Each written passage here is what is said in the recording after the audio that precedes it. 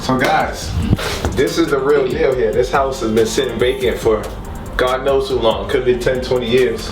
You see the type of deterioration that can happen when a house is not lived in. Oh, thank you. Sorry about that. He might have to give this house to us. He might have to pay us to buy this one. Right. Alright, look at this. Oh yes. Come on. Built in. Come through, Ivy. Come through. So we're in this property. How did we find this? I think it was through a postcard. Yep. Driving for Dollars, one of our deal finders found it. We sent them a postcard. They called us. We set an appointment. So now we're on the seller appointment. So literally walking through the property, assessing the repairs. This one's going to need quite a bit of repairs. And then we'll be able to make an offer. So literally you're seeing the beginning of a process of us evaluating a property, assessing the repairs, and once we subtract out the repairs, figuring out what our exit strategy will be on the property. This one isn't, Anthony said the other one was in better condition. This isn't bad. This one isn't as bad as like even the one next door. Most of your expenses gonna be with the heavy hitter contractors as far as the electrical, plumbing, HVAC, and roofing. As far as exterior, some siding, some new windows, and some paint, and looks like a new property. As long as the structure is good, so the first thing I look for is those things. And paneling, I mean, that's paneling. If it looks decent, prime it, paint it. If it's rental grade, if you're doing a flip, then you worry about taking it out then. This is our guy. Anthony doubles as our contractor, so he does all of our renovations, and he's also one of our acquisitions managers. So he's also equipped to meet with sellers on our behalf when we're out of town or if we're traveling, and also making offers. So he's an integral part of our team. What about the car? I mean, I like old school Cadillac. Yeah. Can we work? Maybe we might be able to work something. Yeah. Yeah. Everything for sale that me and my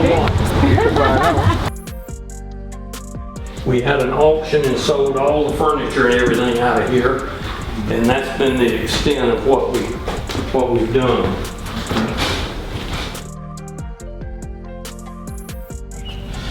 Bigger crawl space. You have more options, especially with plumbing, like the hot water tank. You can get a low boy, put it inside of the crawl space that'll free up upstairs. Central air, central heat, you can put your air handler and everything in the crawl space instead of, and that will free up a lot of space upstairs.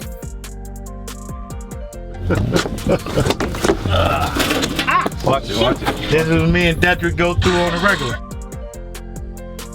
Inherited property, there are 12 heirs, but only him and his cousin are the executors. He's like, listen, I've had it and been dealing with it for a year.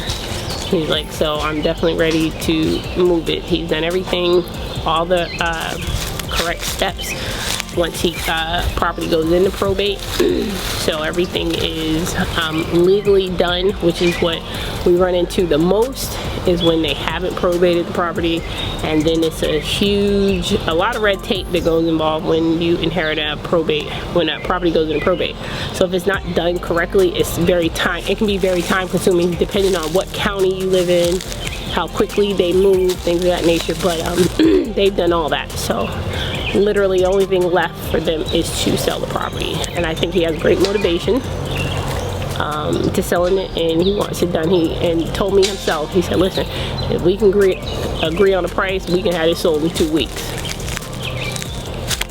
That's what you're looking for. Daddy, come here, because I want you to see what's up in there. There's a chimney. Don't play with me. Might be $1 million left in it. You never know. Especially in these houses. We'll turn the cameras off real quick.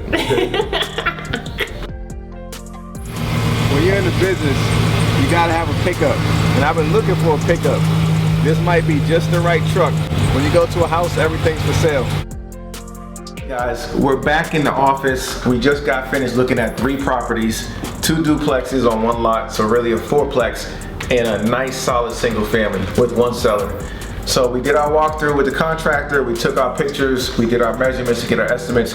Now we're back in the office actually about to crunch our numbers to put together what our offer is gonna be. So again, our offer is gonna start with what is our after repair value. We're gonna subtract out our repairs that my contractor is gonna come up with. We're gonna just subtract out if we're gonna wholesale this or keep it, and then we're gonna put our strike prices. What is our maximum allowable offer for this property? So guys, we do this, typically we'll do it on the spot with the seller. Because the seller had to run to another appointment, he said, listen, send me your best offer and we can talk about it. So we're gonna get this to him by tomorrow. So we're actually putting the offer together as we speak. Stay tuned.